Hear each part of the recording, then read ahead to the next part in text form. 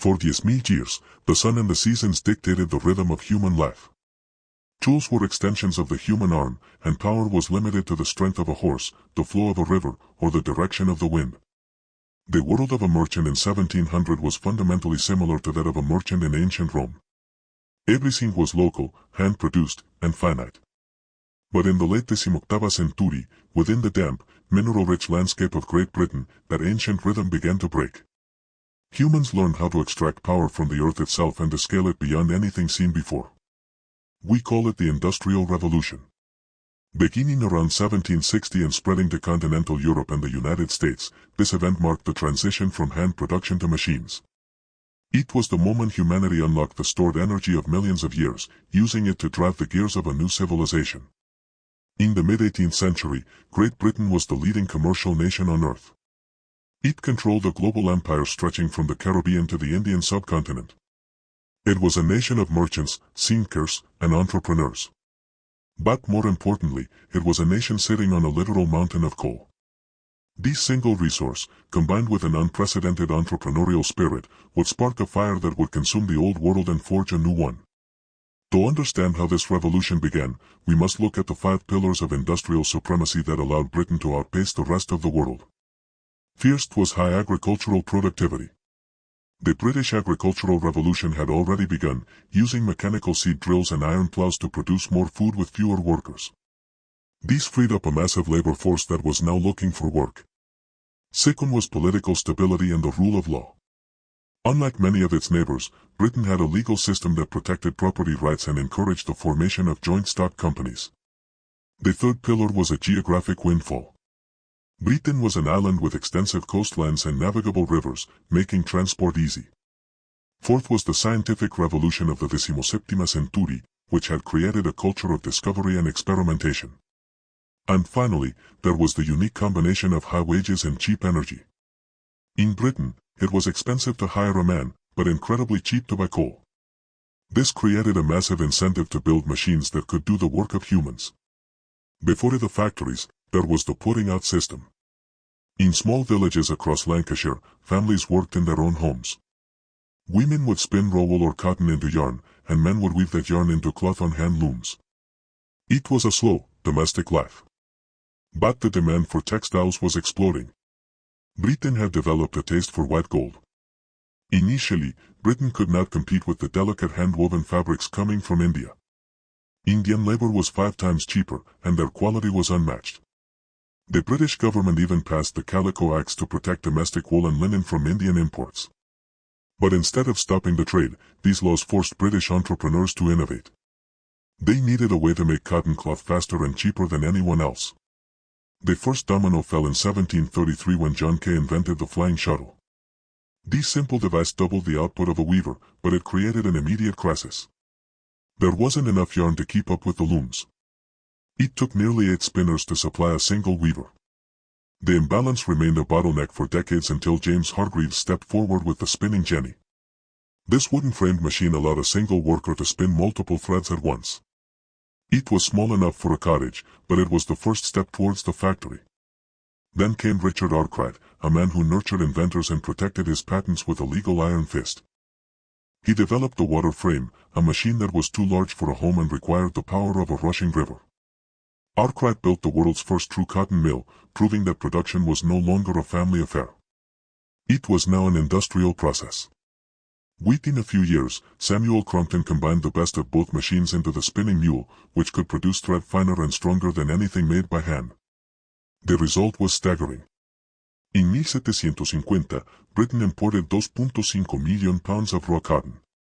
By 1850, that number had skyrocketed to 588 million pounds. Manchester, once a modest town, earned the nickname Cottonopolis.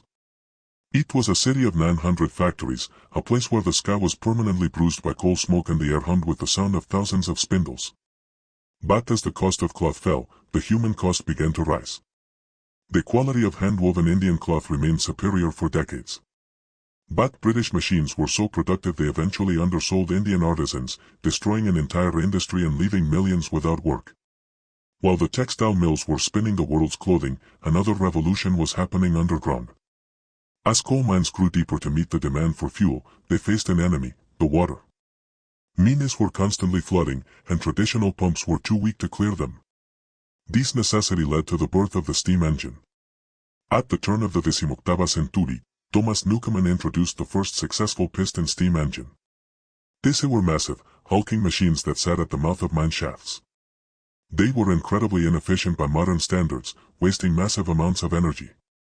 But because coal was cheap at the mine, it didn't matter. They opened up a great expansion in mining, allowing workers to go deeper into the earth than ever before.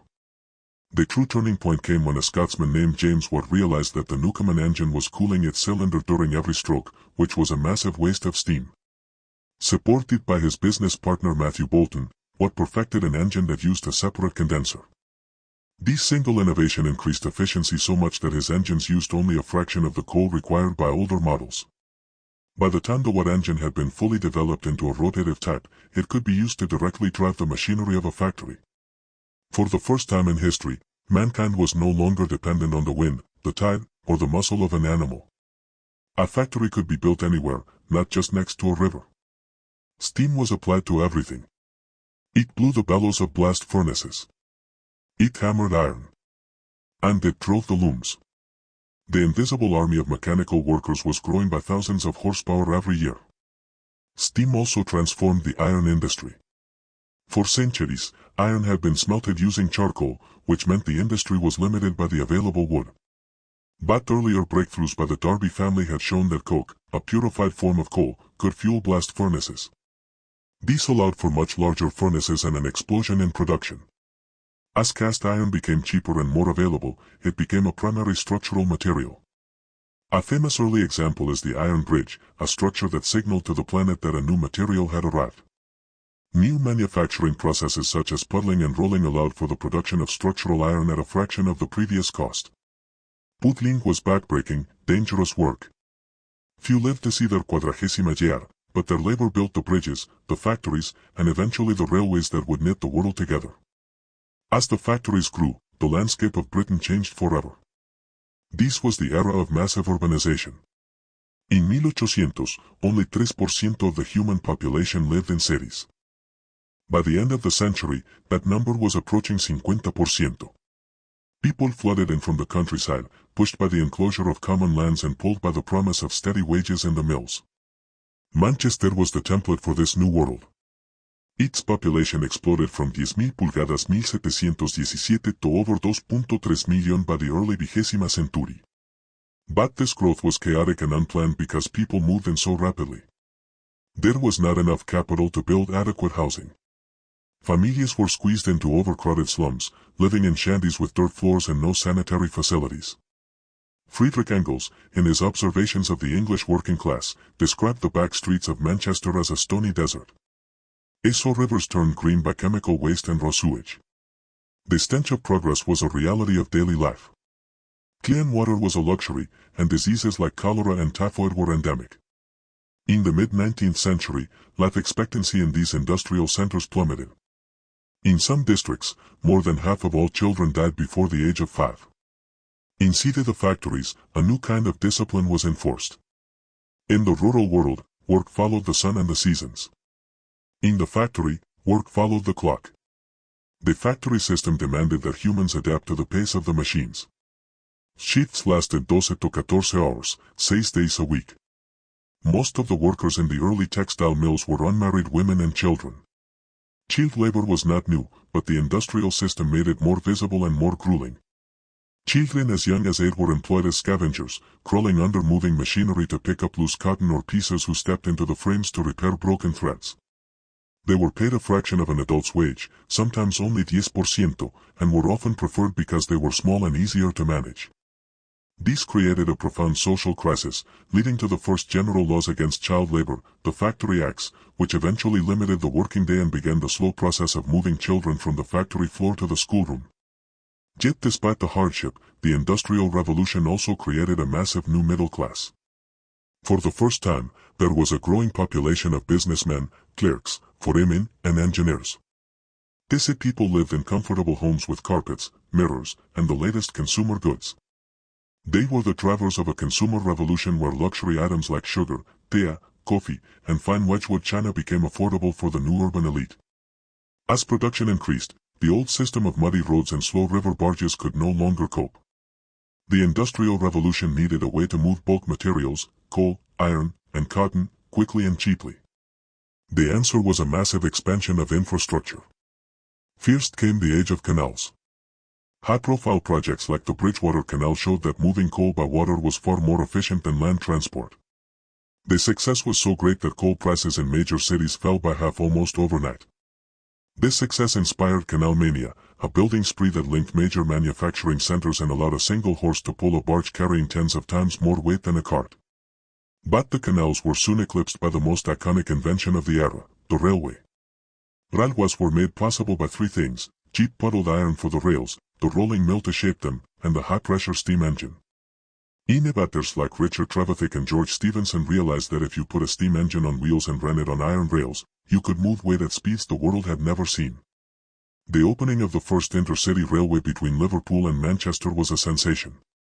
It linked a rapidly expanding industrial town with a global port.